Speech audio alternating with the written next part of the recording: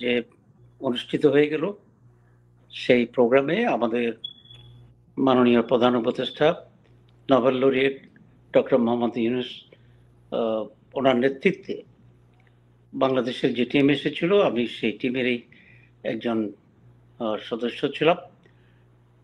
এবার এটা একটা ব্যতিক্রমধর্মী প্রতিনিধি দল ছিল এভাবেই যে প্রথমবারের মতো একটি সরকার বাংলাদেশের প্রধান পলিটিক্যাল স্টেক যারা আছে তাদের প্রতিনিধিদেরকে নিয়ে জাতিসংঘের এই সফরে এসেছিলেন। আমি এই সফরকে খুব এনজয় করেছি এবং এটা একটা বিশাল অপরচুনিটি ছিল বিভিন্ন দেশের সরকার পরিচালনার সাথে যারা জড়িত আছেন এবং বিশ্ব নেতৃত্ব আছেন তাদের অনেকের সাথে মত বিনিময়ের সুযোগ হয়েছে এবং বাংলাদেশের ব্যাপারেও এখানে অনেকগুলো ইম্পর্টেন্ট প্রোগ্রাম হয়েছে, যেমন ইনভেস্টর্স ফোরামের একটা মিটিং ছিল, সেখানে আমরা তাদের সাথে মত বিনিময় করার সুযোগ হয়েছে এবং বাংলাদেশে আরো বেশি যে ইনভেস্টমেন্টের সুযোগ আছে সেই বিষয়গুলো আমরা খোলাসা করে বলতে পেরেছিলাম এবং এখানে নন রেসিডেন্ট বাংলাদেশিদের একটি খুব এনলাইটেন গ্যাদারিং হয়েছিল, সেখানেও আমাদের কথা বলার সুযোগ হয়েছিল, এক্সচেঞ্জ করার সুযোগ হয়েছিল এবং আমি মনে করি এই প্রোগ্রামে বাংলাদেশের পজিশন কিছুটা ইমপ্রুভ করেছে। আমরা একে অন্যের যারা প্রবাসী এবং দেশি আছে তাদের মাঝে একটা সেতু বন্ধন তৈরি হওয়ার সুযোগ হয়েছিল। আমরা একে অন্যকে জানতে পেরেছি এবং বাংলাদেশের যে ফিউচার আমরা কিভাবে বিল্ড করতে চাই and what are the potentialities and challenges for Bangladesh, এবং এখানে যারা বিদেশে আছেন প্রবাসী আছেন তাদের যে কন্ট্রিবিউশন সেটাকে আমরা শ্রদ্ধার সাথে কৃতজ্ঞতার সাথে স্মরণ করেছি এবং তাদের যে কতগুলো সমস্যা আছে সেগুলো কিভাবে সলভ করা যায় ম্যাচুয়ালি সেই বিষয়ে আমরা আলোচনা করেছি। বিশেষ করে প্রথমবারের মতো প্রবাসী যারা আছেন তাদের ভোটাধিকার নিশ্চিত করার ব্যাপারে প্রথমেই বাংলাদেশ জামাত ইসলামের পক্ষ থেকে দাবি ছিল এবং এই সরকার সেই উদ্যোগটা নিচ্ছেন। আমরা বলেছি এখানে কিছু টেকনিক্যাল সমস্যা আছে, সেগুলো যেন ওভারকাম করে প্রবাসীরা তাদের নেতৃত্ব বাছাই ভূমিকা নিতে পারেন সেই ব্যবস্থা করার জন্য। ওভারঅল এই সফরটি অত্যন্ত ফলপ্রসূ এবং চার্মিং ছিল। ইন এডিশন টু দ্যাট মেয়ের সাথে দেখা হয়েছে এবং আরো যারা আত্মীয় স্বজন আছে তাদের সাথে বহুদিন পরে দেখা সাক্ষাৎ করার সুযোগ হয়েছে। অ্যাজ এ হোল আমি বলবো এই ট্রিপটি যথেষ্ট আনন্দদায়ক এবং ফুল অফ এক্সপেরিয়েন্স হবে ইনশাআল্লাহ। আর নিউ ইয়র্কে আপনার দুটো বক্তব্য নিয়ে আমি একটু বলতে চাই। এনআরবি কানেক্ট নিয়ে যেটি আপনি বলছিলেন, সেখানে একটি অংশ আমার খুব পছন্দ হয়েছে। প্রায় 8 মিনিটের বক্তব্যে আপনি খুব সুন্দর করে একটি জায়গায় বলেছেন যে প্রবাসীদের ভোটাধিকারের জন্য খুব জটিলতার প্রয়োজন নেই, শুধু একটু প্রুফ, একটু কাগজে থাকলেই যেন সহজে ভোটাধিকার তারা পান, সেই বিষয়টি আপনি বলেছেন। এটি যেমন আমাদের নিউ ইয়র্কারদের জন্য অনেক বড় সুসংবাদ। আর গণসংবর্ধনায় আপনার দীর্ঘ বক্তৃতার বিভিন্ন অংশ নিয়ে অনেক বিতর্ক আছে এবং আপনিও মজা করে বলেছেন যে সাংবাদিকরা যেন এডিট করে ছোট ছোট অংশ না দেয়, যেন, কারণ আমরা জানি গণমাধ্যমে যারা আমরা কাজ করি এডিট করে দিলে সেটির মিনিং পরিবর্তন হয়ে যায়। ডাক্তার সৈয়দ আব্দুল্লাহ মোহাম্মদ তাহির, যেহেতু আজকে আপনাকে আমি প্রথম পেয়েছি, অনেক প্রশ্ন আছে আমার এবং একটু বিতর্কিত বিষয়ও আছে। যেমন আপনি বলছিলেন যে এবারই প্রথম জাতিসংঘের, কারণ জাতিসংঘ আমি অনেক দিন ধরে কভার করেছি, এর আগে তার আগে, তো এই ধরনের আমিও দেখিনি যে বিভিন্ন দল থেকে নিয়ে আসা। কিন্তু যেটি নিয়ে বিতর্ক হচ্ছে, রাষ্ট্রীয় একটি সফরে যেখানে রাষ্ট্রীয় এজেন্ডা অন্য দেশের সাথে দ্বিপক্ষীয় কিংবা বহুপাক্ষিক আলোচনা হয়, সেখানে আসলে অন্য রাজনৈতিক দলের ভূমিকা কতটুকু থাকে এই ধরনের রাষ্ট্রীয় সফরে, যেটি নিয়ে বিতর্ক হচ্ছে, আপনার কি মন্তব্য আছে এক্ষেত্রে? না, আসলে রাষ্ট্রীয় সফরে তো রাষ্ট্রের প্রতিনিধিত্ব হয়, তো রাষ্ট্রের প্রতিনিধি যেমন ভাবে সরকারি আমলারা থাকেন, অ্যাডভাইজাররা থাকেন, মন্ত্রী থাকেন, তেমনি ভাবে রাষ্ট্রের যে কোনো লোকেই এখানে প্রতিনিধিত্ব করতে পারে যদি লফুলি হিজ অ্যাকম্পানিড, যদি তাকে প্রতিনিধি দলের সেখানে অন্তর্ভুক্ত করা হয়। এখানে আইনগত, নীতিগত বা নিয়মের বহির্ভূত এমন কিছু নয়। যেমন যাদেরকে উনি সাথে নিয়ে আসছিলেন, বিএনপির প্রতিনিধি ছিল, জামাত ইসলামীর প্রতিনিধি ছিল, এবং এনসিপির প্রতিনিধি ছিল পলিটিক্যাল পার্টি হিসাবে। তো এই তিনটি দল তো বৃহত্তর জনগোষ্ঠীর প্রতিনিধিত্ব করে। তো সুতরাং সেখানে একটা রাষ্ট্রের প্রতিনিধিত্বের একটি অংশ সেটি। সেক্ষেত্রে আমি মনে করি না এখানে বিতর্কের কিছু আছে, বরং এটাকে আমি খুব পজিটিভলি দেখি যে কতিপয় শুধু সরকারের পক্ষে নয়, এজ হোল মাস রিপ্রেজেন্টেশন যেটাকে বলা হয়, পিপলস রিপ্রেজেন্টেশন যেটাকে বলা হয়, জেনারেল রিপ্রেজেন্টেশন যেটাকে বলা হয়। সুতরাং এখানে শুধু আমলা বা প্রশাসনিক কর্মকর্তারাই নয়, জনগণের প্রতিনিধিত্বমূলক যে একটি ভূমিকা, আমি মনে করি এই ইনক্লুশনের মাধ্যমে সেই ভূমিকারই রিপ্রেজেন্টেশন হয়েছে। আমি এটাকে খুব পজিটিভলি দেখি। বিতর্ক করার কোনো আহ, আহ, বিতর্ক করার কোনো অর্থবহ সুযোগ আছে বলে আমি মনে করি না। কিন্তু কেউ যদি যে কোনো জিনিসকে নিয়ে বিতর্ক করতে চান, এটা তারই একটি নেগেটিভ মানসিকতার বহিঃপ্রকাশ বলে আমি মনে করি। এবং এটিও হয় যে যে কোনো ইতিবাচক ঘটনারও আলোচনা সমালোচনা থাকে, দুপক্ষের দুই ধরনের মতামত থাকে। এটি গণতন্ত্র এবং এটি সৌন্দর্য, আমরা যেভাবে বিশ্লেষণ করি। ডাক্তার তাহের, আপনি অত্যন্ত মেধাবী একজন মানুষ, এবং ঢাকা মেডিকেল কলেজে আপনি যখন সাধারণ সম্পাদক নির্বাচিত হয়েছিলেন তখন আপনি অনেকের ভোট পেয়ে, এবং এটি মানে আমি বলবো যে অন্য রকম একটি আবেদন তৈরি করে যে সময়ে আপনি নির্বাচিত হয়েছিলেন। এবারও আমরা ঢাকা ইউনিভার্সিটিতে দেখেছি, কারণ আমি যখন ঢাকা বিশ্ববিদ্যালয়ে পড়েছি তখন রাজনীতির যে চিত্রটি ছিল, যারা জামায়াতে ইসলামের সাথে জড়িত ছিল তারা সরাসরি বলতো না, এমনকি যারা বলতো তাদের, যেমন আমি বিতর্ক করতাম, বিতর্ক অঙ্গনেও অনেক ভালো ভালো যারা বিতার্কিক ছিলেন তাদেরকে আমন্ত্রণ জানানো হতো না, শুধুমাত্র একটি দলীয় কারণে। তো সেই প্রেক্ষাপটে আমি একটু ঢাকা বিশ্ববিদ্যালয়ে এবারে নির্বাচনে যেভাবে জনপ্রিয়তা পেল, আপনি কিভাবে দেখছেন, কি কারণ? মানে ঢাকা বিশ্ববিদ্যালয়ের মতো একটি, অন্যান্য বিশ্ববিদ্যালয়ের কথা তো আমি আনছি, কিন্তু আমি মডেল হিসেবে ঢাকা বিশ্ববিদ্যালয়টি তুলে ধরলাম।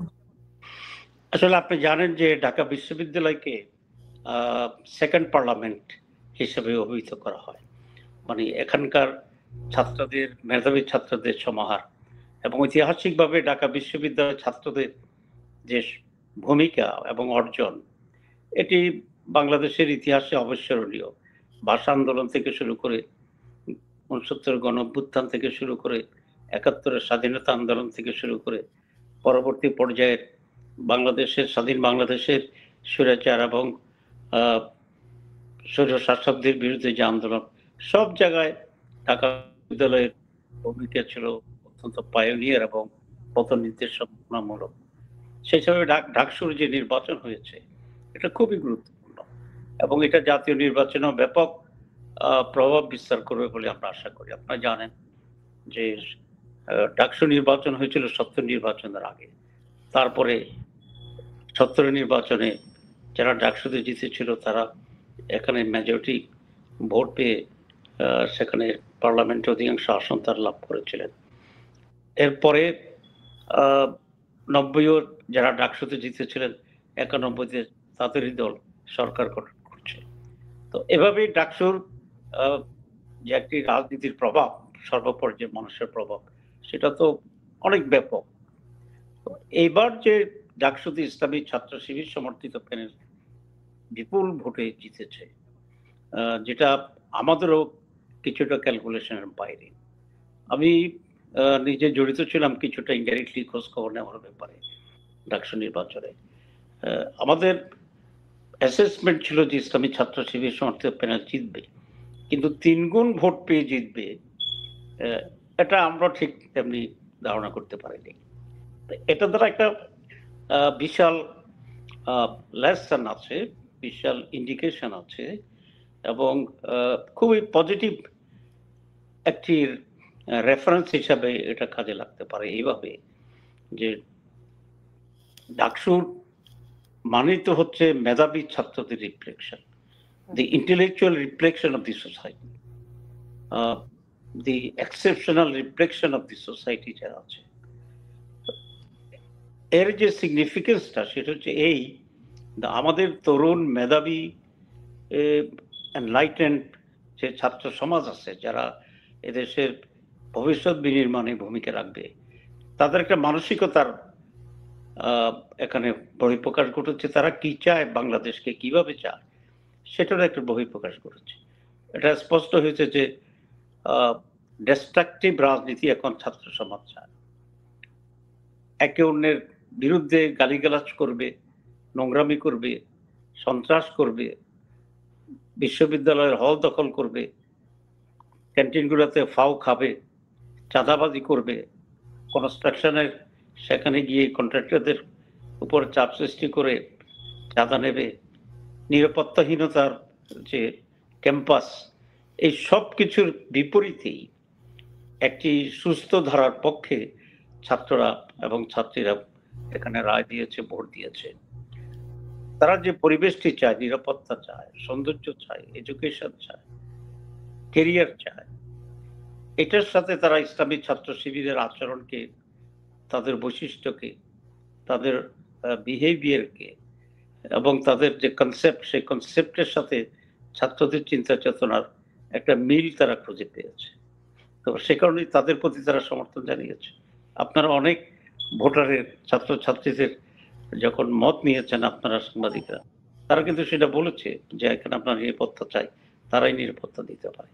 তো এটা আমি খুব আশাবাদী এই কারণেই যে দীর্ঘদিন পরে ছাত্র সমাজের ভিতরে একটি পজিটিভ পরিবর্তনের আকাঙ্ক্ষা এবং ইচ্ছা এবং সেই ভূমিকা, এটা বহিঃপ্রকাশ ঘটেছে। যেটা আমি এক্ষেত্রে যদি একটু সম্পূরক প্রশ্ন করে ফেলি, সেটি হচ্ছে জাতীয় নির্বাচনেও কি আপনারা এভাবে, আপনি খুব সুন্দর করে মজা করে বলছিলেন একটি বক্তব্যে যে যোগ বিয়োগ এবং গুণন ভাগের যে হিসেব নিকেশ, সেই হিসেবেই যদি আমি একটু আপনার কাছে জানতে চাই, জাতীয় নির্বাচনে জামায়াতে ইসলামী আসলে কি ভালো করবে? এখন পর্যন্ত সে বিশ্বাস, আস্থা, গ্রহণযোগ্যতা বাংলাদেশের মানুষের কাছে পেয়েছে কিনা? হ্যাঁ, জাতীয় নির্বাচন তো আর খুব বেশি দিন নেই। কোন মানুষের পক্ষে ভবিষ্যৎকে ডেফিনেটলি বলা ইটস ভেরি ডিফিকাল্ট। তবে আমরা যে সিমটমটা দেখছি সেটা হচ্ছে মানুষের ভিতরেও এক ধরনের পরিবর্তন আসছে চিন্তা চেতনা এবং সিদ্ধান্তের। মানুষ এই কথা বলছে যে আমরা এর আগে দুটি বড় দলকে আমরা ক্ষমতায় পাঠিয়েছি এবং তাদের রোল ইন দ্য গভর্নমেন্ট এটা আমরা দেখেছি, এবং কোনোটাকে নিয়েই মানুষের কিন্তু সন্তুষ্টি নেই। এই জন্য মানুষ একটা বিকল্প চাচ্ছে, এবং তারা বলছে যে দুটি দল মন্ত্রীর এই পিটোপিট।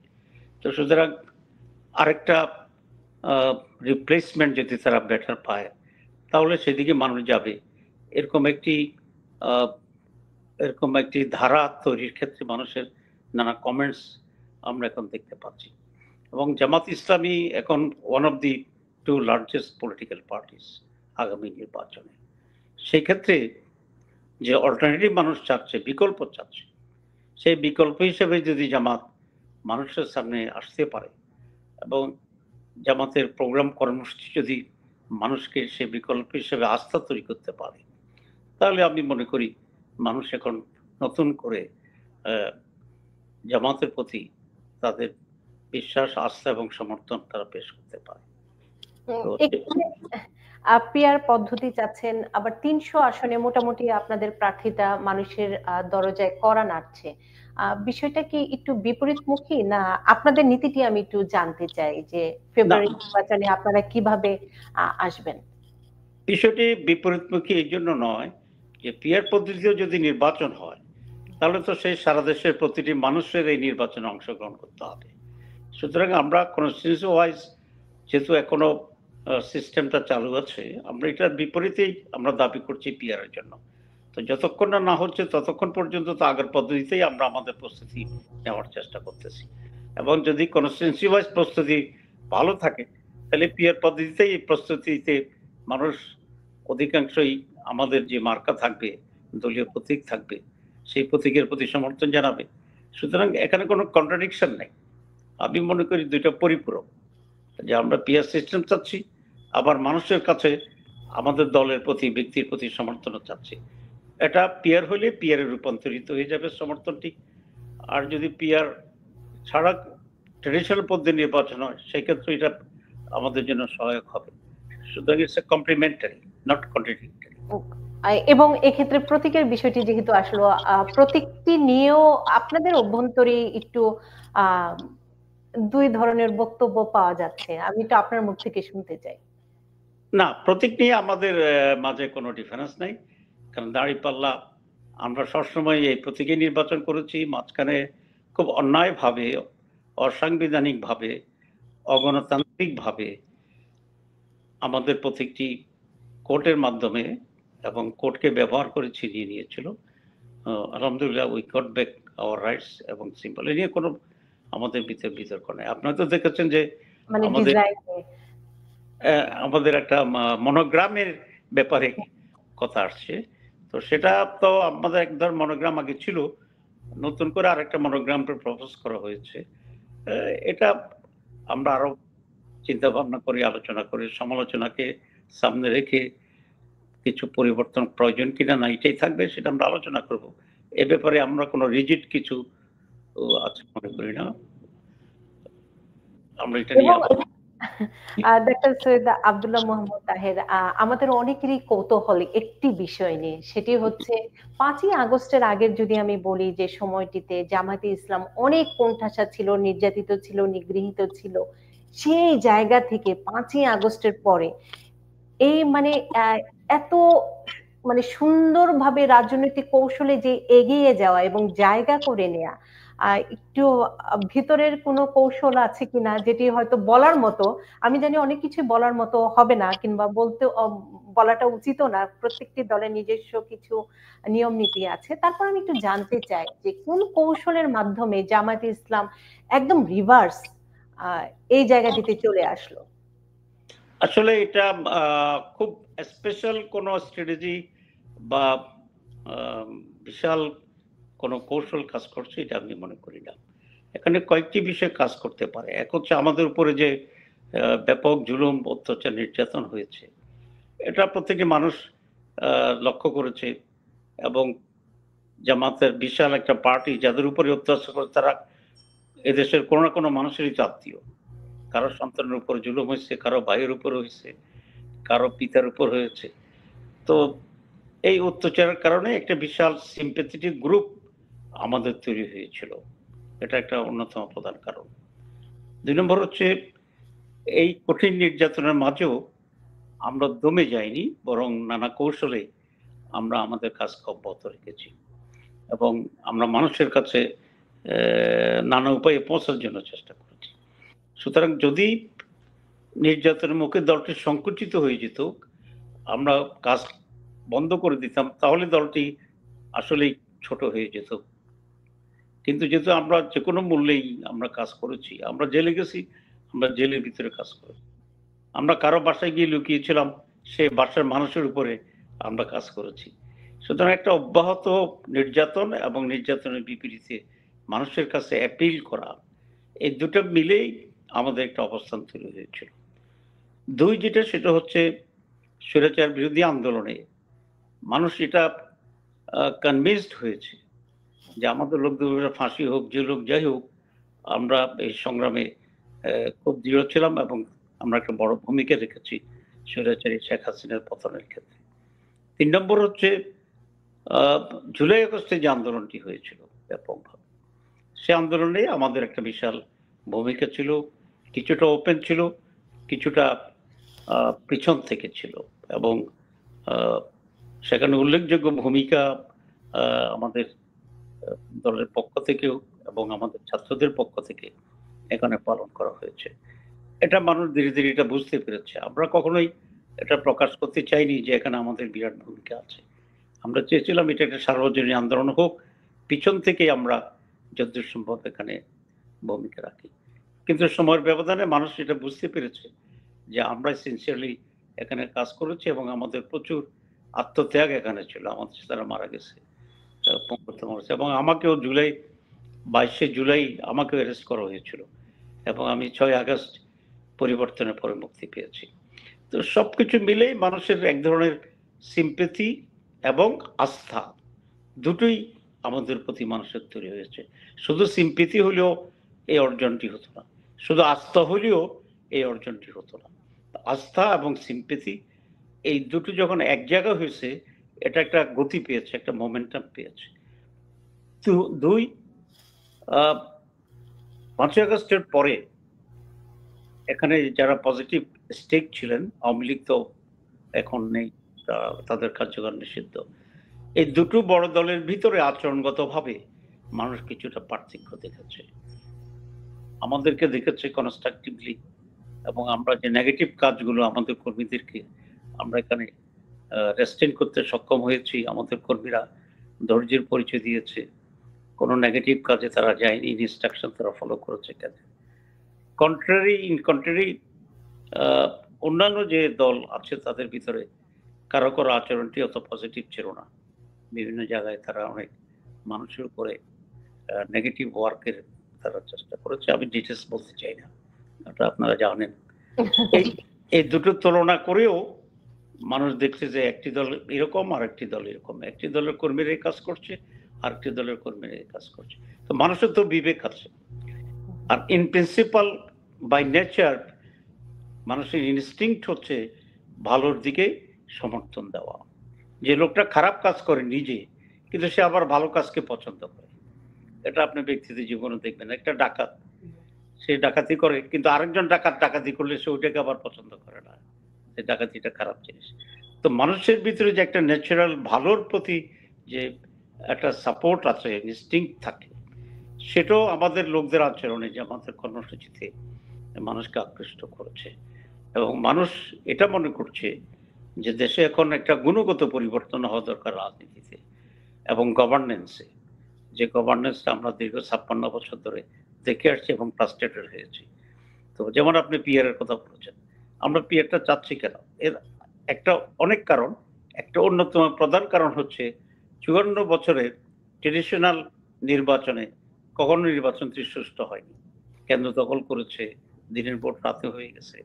এই সব অভিজ্ঞতা মিলেই আমরা মনে করি মানুষের যে একটা অভ্যাস হয়ে গেছে ভোট জালিয়াতি করা, ভোট ছাড়াই সরকার গঠন করা, এখানে একটা রুচিগত পরিবর্তন, নৈতিক পরিবর্তন আসা দরকার, যেটা পিয়ারের মাধ্যমে হয়তো অ্যাচিভ হতে পারে।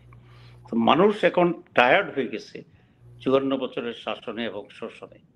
মানুষ এখন একটা পরিবর্তন চায়, পজিটিভ পরিবর্তন চায়, এবং তারা এটা মনে করে যে জামাত ইসলামের পক্ষেই সম্ভব এই পজিটিভ পরিবর্তন আনা। কারণ আমাদের যে দুইজন মন্ত্রী ছিল সেই মন্ত্রিসভায় তারা কিন্তু কোনো দুর্নীতি করেনি, দুর্নীতির প্রমাণ পাওয়া যায়নি। যদিও একই সরকারে হয়তো বা অন্যদের মন্ত্রীদের লাইফ খুঁজলে হয়তো ডিফারেন্ট চরিত্র বা ডিফারেন্ট অবস্থা আমরা দেখতে পাই আর কি।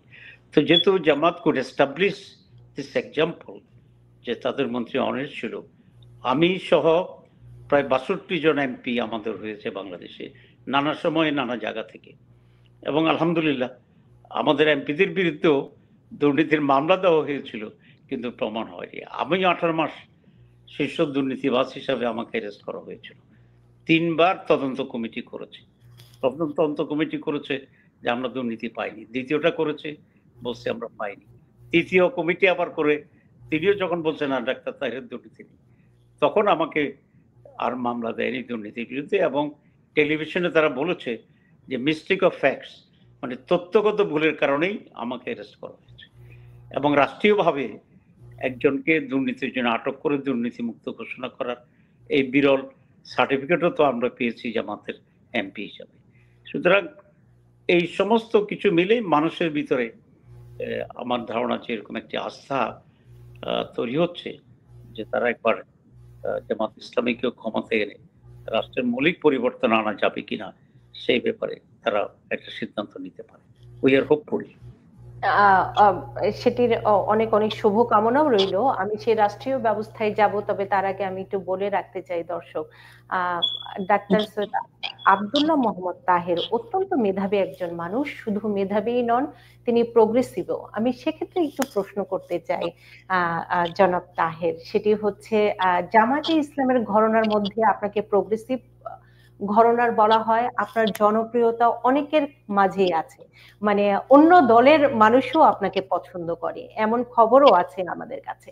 তো সেক্ষেত্রে আমি একটু জানতে চাই যে আমরা যারা নারীরা আছি জামাতে ইসলামের রাষ্ট্রীয় ক্ষমতায় যাওয়ার আগে আমরা একটু ভয় পেয়ে যাই যে আমাদের স্বাধীনতা, আমাদের সাংস্কৃতিক চর্চা, আমাদের সেই জায়গাটির অবস্থান কিংবা রূপরেখা কেমন হবে। এক্ষেত্রে আমি একটু বলে রাখতে চাই যে আপনাদের দলেরই একজন নেতার একটি বক্তব্য এখন বিভিন্ন জায়গায় ট্রল হচ্ছে যে নারীরা নাচবে নারীদের সামনে। আমি সেই ট্রলে যাচ্ছি না, আমি একটু আপনাদের দলীয় অবস্থান থেকে জানতে চাই যে নারীর স্বাধীনতা, নারীর সাংস্কৃতিক চর্চা, নারীর প্রতি মর্যাদার সম্মানবোধ সেটি দল থেকে কিভাবে রূপরেখা অঙ্কন করবেন রাষ্ট্রীয় ক্ষমতায় গেলে কিংবা যেভাবেই হোক। যে আপনাকে অনেক ধন্যবাদ। একটি খুবই গুরুত্বপূর্ণ প্রশ্ন আপনি করেছেন, যেটা আমাদের জন্য জবাব দেওয়াটা অত্যন্ত প্রয়োজন। আসলে নারী এবং পুরুষ আমরা সকলেই কিন্তু মহান আল্লাহ তাআলার সৃষ্টি, এখানে কোনো ব্যবধান নেই। ইসলাম নারীদেরকে অনেক ক্ষেত্রে পুরুষের চেয়ে বেশি মর্যাদা দিয়েছে। মায়েদের সম্মানের ব্যাপারে রাসূল ইসলাম বলেছেন যে আল্লাহর পরে যদি কাকে সিজদা করার ভালো হতো, সম্মান দেওয়ার কথা ভালো হতো, তাহলে বলেছেন মা। তারপরে কে?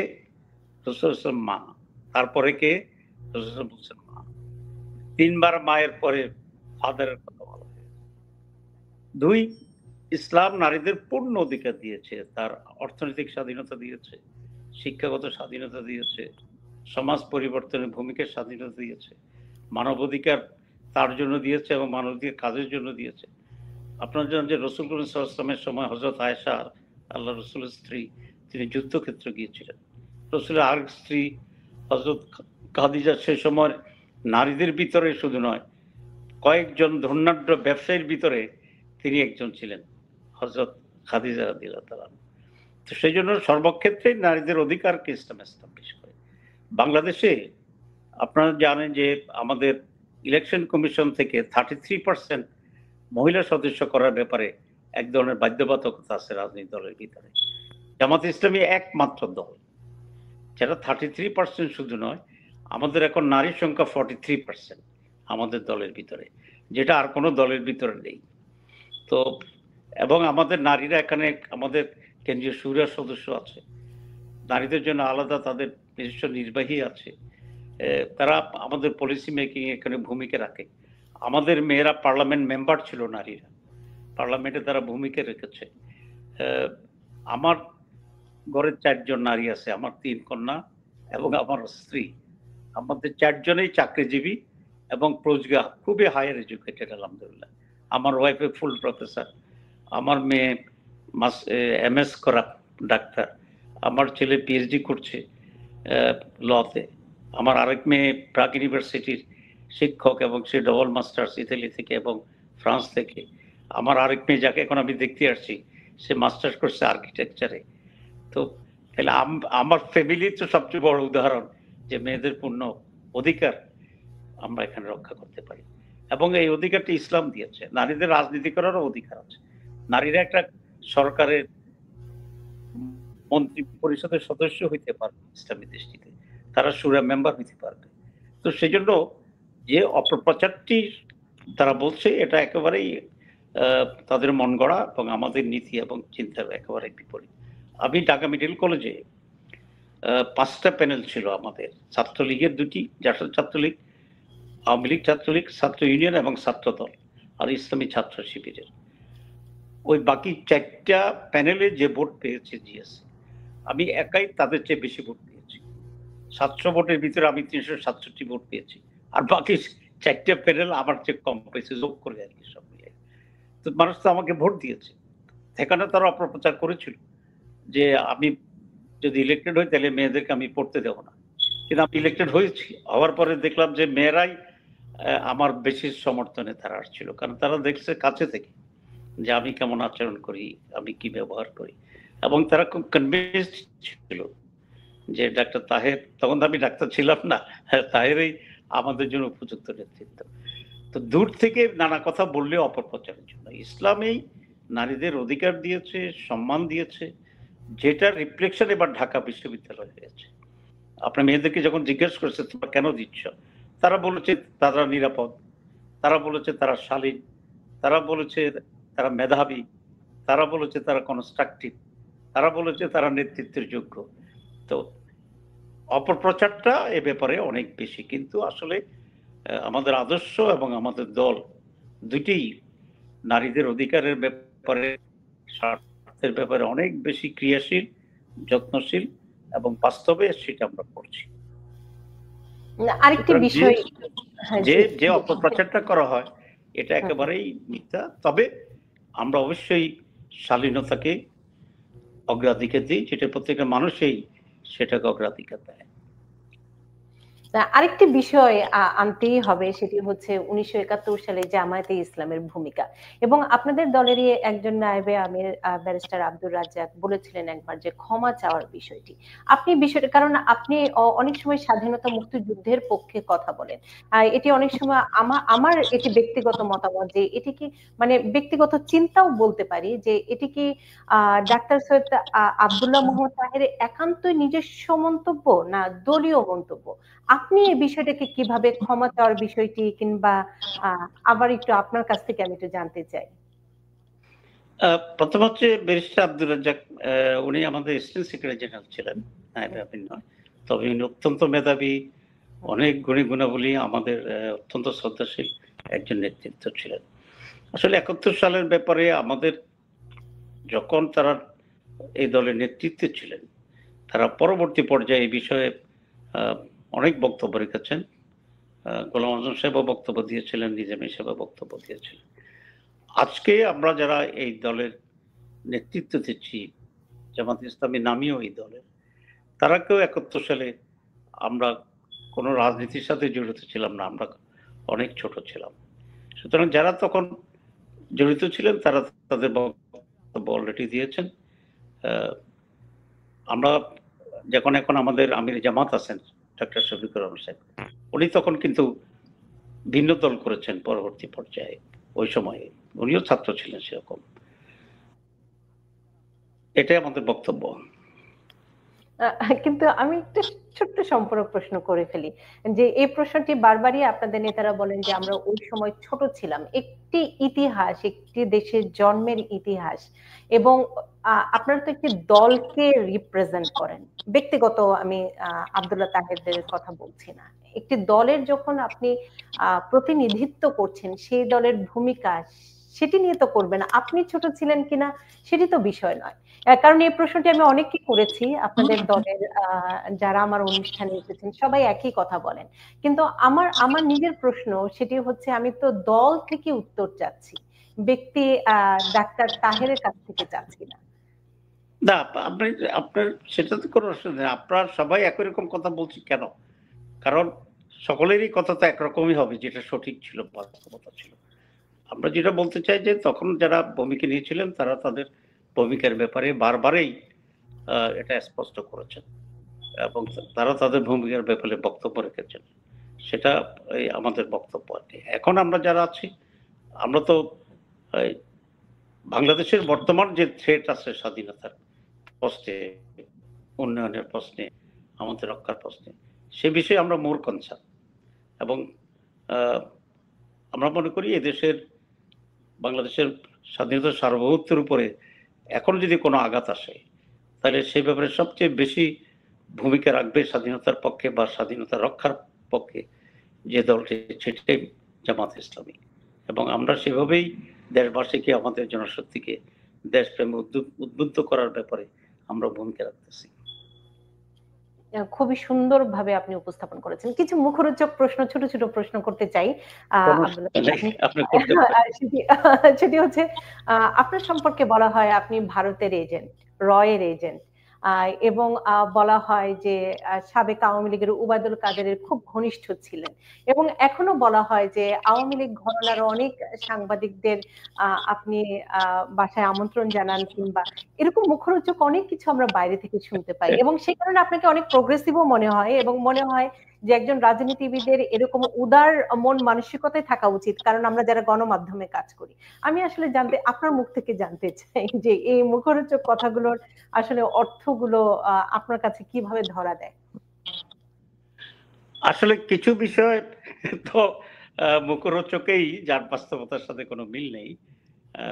যেমন আওয়ামী লীগের ঘরানার একজন সাংবাদিক নাইমুল সাহেবের ব্যাপারে কোন এক সাংবাদিক বলছে যে আমার বাসায় ওনাকে আমি আশ্রয় দিয়েছি, ভারতে পাঠিয়ে দেওয়ার ব্যবস্থা গ্রহণ করেছি। আসলে নাইমুল ভাইয়ের সাথে আমার কখনো ফিজিক্যালি দেখাই হয়নি আজ পর্যন্ত সামনাসামনি। উনি একজন প্রসিদ্ধ সাংবাদিক, বাড়ি কুমিল্লা, আমি একজন নগণ্য ব্যক্তি, বাড়ি কুমিল্লা। আমরা এক অন্যকে নামে তো চিনি। আপনি যেমন আমাকে অনেক লোকই চিনে নামে, যে কখনো আমাকে দেখেও নাই। তো সেটাই, কিন্তু যে তথ্যটি দিয়েছি এটা একেবারেই শতভাগ বা 200 ভুল। কারণ তার সাথে আমার বাসায় আশ্রয় দেওয়া তো দূরে থাকে, এখন পর্যন্ত তার সাথে আমার ফিজিক্যালি দেখা হয়নি। আমরা জানি ওবায়দুল কাদের সাহেবের সাথে আমার সম্পর্ক তো আছেই, সেটা তো কোনো দলীয় সম্পর্ক নয়, সেটা ব্যক্তিগত সম্পর্ক। উনি ছাত্র রাজনীতি করতেন, আমিও ছাত্র রাজনীতি করছি, আমরা দুইজনেই একই এলাকার মানুষ, সেরকম পরিচিতি। রাজনীতি, উনি একটি দলের নেতা, আমি আর একটা দলের কর্মী ছিলাম, এরকম পরিচয় তো আছে। কিন্তু আওয়ামী লীগ হিসেবে কোনো যোগাযোগ নেই, কোনো পরিচয় ছিল না, কেউ কাউকে খাতির করেনি। উনি যখন মন্ত্রী ছিল তখনই তো আমি 4 বার জেলে গেছি। আর এখন যদি ওনাদের আর ভারতের বিষয়টি বিতাড়িত করার ক্ষেত্রে তো যে আন্দোলন, তা আমার ভূমিকা অনেক কঠিন ছিল, অনেক বড় ভূমিকা ছিল। হ্যাঁ, আর ভারতের রয়ের সাথে আমার সম্পর্ক, এটা যে খারাপ হলো এটাও আমি এখনো খুঁজে পাইনি। এবং যারা বলে তাদের কাছে যদি কোনো ডকুমেন্ট থাকে তাহলে এটা হাজির করুক। রয়ের সাথে জামাতে ইসলামী কি ভারত কখনো গ্রহণ করেছে না?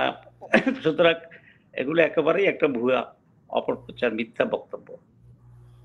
আমার পছন্দের বিষয়ে আমি একটু যেতে চাই, আপনার কাছে যেতে চাই, কারণ আপনি এই বিষয়ে খুব সুন্দর করে বক্তব্য দিয়েছেন গণসংবর্ধনায়। তারপর আপনার কাছে আমার এই প্রশ্নটি করতেই হয়, সেটি হচ্ছে আন্তর্জাতিক রাজনীতি নিয়ে যেহেতু আমার খুব আগ্রহের জায়গা, জামাতে ইসলাম ক্ষমতায় গেলে কাদের সাথে বন্ধুত্বপূর্ণ সম্পর্ক কিংবা প্রতিবেশী দেশের সাথে সম্পর্ক কেমন হবে, সেটির একটু আপনার কাছ থেকে জানতে চাই। যদিও আমি আপনার বক্তব্য শুনেছি, বিভিন্ন জায়গায় আপনি বলেছেন, কিন্তু আমার দর্শকদের জানাতে চাই আপনার কাছ থেকে। যে জামাতে ইসলামীর বিদেশ নীতি খুব স্পষ্ট এবং ডাইরেক্ট। সেটা হচ্ছে আমরা সকলের সাথে সম অধিকার এবং মর্যাদার ভিত্তিতে, আমাদের নিজস্ব সার্বভৌমত্ব রক্ষার ভিত্তিতে আমরা সকলের সাথে সুসম্পর্ক রেখেই পররাষ্ট্রনীতিকে আমরা সাজাবো। সকলের সাথে আমাদের ভালো সম্পর্ক রাখার আমরা চেষ্টা করব, তবে আমরা কারো কাছেই মাথা নত করব না এবং আমাদের নীতিতে আমরা কোনো আপোষ করব না। আমি মনে করি আজকের পৃথিবী যেভাবে ছোট, একটা ডট বলা হয়, এখানে প্রত্যেকটি দেশ একে অন্যের উপরে ডিপেন্ডেন্ট, ছোট দেশও ডিপেন্ডেন্ট, বড় দেশও ডিপেন্ডেন্ট। সুতরাং এই ক্ষেত্রে প্রত্যেকে যদি সমমর্যাদা নিয়ে টিকে থাকতে চায় তাহলে টিকে থাকতে পারবে। অনেকের এটা মানসিক অসুস্থতা, মনে করে যে বড় দেশের কাছে সারেন্ডার না করলে, অধীনস্থ না হলে বোধহয় আমাদের অধিকার আদায় করা সম্ভব না। আমরা এই নীতিতে বিশ্বাস করি না। আমরা বিশ্বাস করি যে ছোট দেশ হোক বড় দেশ হোক, প্রত্যেকে যদি একে অন্যের উপরে ডিপেন্ডেন্ট, ইকুয়াল স্ট্যাটাসে এবং ইকুয়াল লেভেল থেকেই আমরা আমাদের সম্পর্ক, ভালো সম্পর্ক বজায় রাখতে পারি। ঠিক একইভাবে আমাদের প্রতিবেশী যে সমস্ত দেশ আছে তাদের ব্যাপারে আমাদের নীতি এক, যে আমরা প্রতিবেশীর সাথে সুসম্পর্ক চাই, একটা ওয়ার্কিং রিলেশন চাই, এবং পারস্পরিক যে ব্যবসা বাণিজ্য এবং লেনদেন সবগুলি ইকুয়াল স্ট্যাটাস থেকে আমরা রাখতে চাই। আমরা কোনো প্রতিবেশী দেশের সাথে শত্রুতা চাই না। তবে কোনো দেশ আমাদের উপরে খবরদারি করবে বা আমাদের সার্বভৌমত্বে আঘাত করবে বা প্রতিদিনেই আমাদের বর্ডারে আমাদের মানুষকে হত্যা করবে, সেটা আমরা কখনোই গ্রহণ করব না। এক্ষেত্রে আমি একটু ছোট্ট মজার প্রশ্ন করতেই চাই আপনার বক্তব্য থেকে।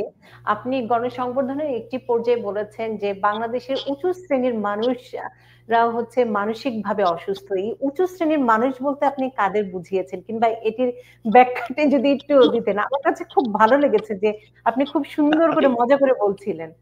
আমি বলেছি এটা তো একটা বক্তৃতার ভাষা, প্রত্যেকটি শব্দ তো ওইভাবেই মানে ওই যে আমরা সাংবাদিকরা যে মুখরোচক শব্দগুলোই ক্যাচ করি, এটি হয়তো আমাদের গণমাধ্যমের আপনি দোষও বলতে পারেন। না, এটা গণমাধ্যমের গুণেই বলবো, আমি দোষ বলবো কেন? যে তারা তো যেটা নিউজ হওয়ার মতো মানুষ পড়বে সেটাকে তারা নিতে চাইবে। তো বলছি বক্তৃতা তো শব্দে শব্দে ব্যাখ্যাটা হয় না অনেক সময়। শ্রোতাদেরকে এক ধরনের মোহগ্রস্ত করার জন্য আমরা অনেক সময় কথা বলি। আমি যেটা বলতে চেয়েছিলাম যারা এই দেশকে শাসন করছে বা যারা এই দেশের পলিসি বা ভাগ্য নিয়ন্ত্রণে ভূমিকার একটা সুযোগ থাকে। আমার কাছে মনে হচ্ছে তারা যেন সবসময় এক ধরনের হীনমন্যতায় ভুগে যখন তারা অন্য দেশের সাথে বার্গেনিং এ যায়। মনে করি এটা এত বড় দেশ, আমাদেরকে বোধহয় একটা ছাড় দিয়ে টিয়ে হলেও সম্পর্ক রাখতে হবে। আমি এরকম একটি মানসিকতাকেই বোঝানোর চেষ্টা করেছি। কিন্তু আমি ব্যক্তিগতভাবে যে মানসিকতা পোষণ করি বা যে মানসিকতা থাকা উচিত সেটা হচ্ছে আমি আমার মর্যাদা সম্পূর্ণভাবে বজায় রেখেই আমি অন্য দেশের সাথে সম্পর্ক রাখবো এবং সেখানে বার্গেনিং করব। কারণ শুধু আমারই প্রয়োজন কোনো দেশের সাথে এরকম না, কিন্তু আমাকেও প্রয়োজন। একজন মালিকের যেমন প্রয়োজন, একজন সুইপারকে যেমন আপনার প্রয়োজন, একজন প্রেসিডেন্টেরও একজন সুইপারকে প্রয়োজন হয়ে থাকে। সুতরাং মানুষের অবস্থানটি হচ্ছে interdependent. Nobody is independent, no country is independent. আমরা যদি এটা আমরা মনে করতে পারি যে তারও আমার দরকার, আমারও তার দরকার, তো তাহলে তো আমি ইকুয়াল স্ট্যাটাসে মানসিকভাবে থেকে আমি সম্পর্ক রাখতে পারি, বার্গেনিং করতে পারি। বলেছিলাম যে আমাদের লোকেরা যে মাঝে মধ্যে অন্য দেশের সাথে যখন লবি করে, চুক্তি করে, এক ধরনের হীনমন্যতায় ভুগে যে বোধহয় আমারই তার বেশি প্রয়োজন, তাকে একটু ছাড় দিতে হবে। আমি এই মানসিকতাটাকেই বুঝে আমি মনে করি না, ইকুয়াল স্ট্যাটাস, ইকুয়াল রাইটস এবং ইকুয়াল নেসেসিটিকে মেনটেন করেই ইকুয়াল লেভেল থেকেই আমার রিলেশন এন্ড বার্গেনিং করা উচিত, এন্ড ইটস পসিবল। আমরা একদম অনুষ্ঠানের শেষ প্রান্তে, আমি একটি প্রশ্ন নিতে চাই। আমি অনেক প্রশ্নই অ্যাভয়েড করেছি। পীরজাদা মেহেদী হাসান তিনি প্রশ্ন করেছেন, যদি সরকার পিআর না দেয় সেক্ষেত্রে পিআর ছাড়াই কি জামায়াতে ইসলামী নির্বাচনে যাবে কিনা? আসলে এই ব্যাপারে আমি অনেকবারই কথা বলেছি। আমরা মনে করি যে 54 বছরের আমাদের ট্রেডিশনাল নির্বাচনের যে অভিজ্ঞতা, এর মাধ্যমেই এক হচ্ছে নির্বাচন সুষ্ঠু হওয়ার সম্ভাবনা আছে, দুই হচ্ছে মানুষের সঠিক প্রতিনিধিত্ব করার একটা সুযোগ আছে। আপনারা জানেন যে 41% ভোট পেয়েও কোন কোন সরকার মোর দেন 2/3 পার্লামেন্ট মেম্বার ছিল, অথচ তারা ছিল মাইনরিটি। 41 ভোট পেয়েছে মানে 59% লোক ওদের ভোট দেয়নি, কিন্তু তারা 2/3 প্রতিনিধিত্ব করেছে। পিআরে যদি হয় তাহলে সত্যিকার ভাবে মানুষ যে দলকে যত পার্সেন্ট চায় তত পার্সেন্টেই প্রতিনিধিত্ব হবে। এটা হচ্ছে exact mind of the voters প্রতিনিধিত্ব করার একটা উত্তম পদ্ধতি। আর দুই, আমি বলেছিলাম পিআর পদ্ধতি যদি হয় তাহলে কেউ ভোট কিনবে না, কেন্দ্র দখল করবে না, কারণ তার ডাইরেক্ট কোনো লাভ হবে না।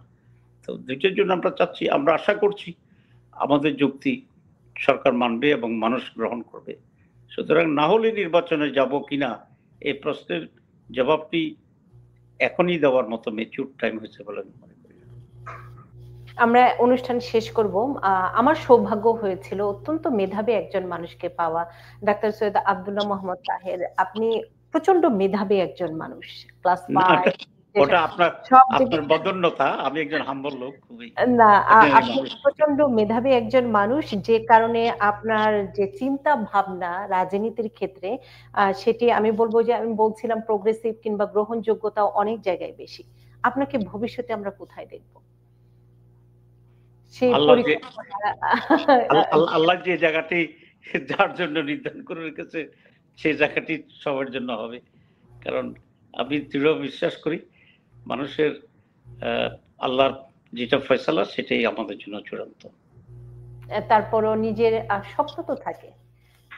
না, আমার স্বপ্ন হচ্ছে দল নিয়ে, আপনাকে নিয়ে, দেশকে নিয়ে, যেভাবেই আপনি বলেন না কেন, আমার স্বপ্ন হচ্ছে একজন আল্লাহর খাঁটি গোলাম বা বান্দা হতে পারা, চেষ্টা করা, এবং সেই জন্য মানুষের কল্যাণের যে দায়িত্বটি আল্লাহ মানুষকে দিয়েছেন, মানুষ হচ্ছে লিন্নাস, কোরআন বলছে মানুষের জন্য মানুষের সৃষ্টি হয়েছে। তো সেই কাজটি যদি উত্তমভাবে করতে পারি সেটা আমার লক্ষ্য, মানুষের সেবা করা।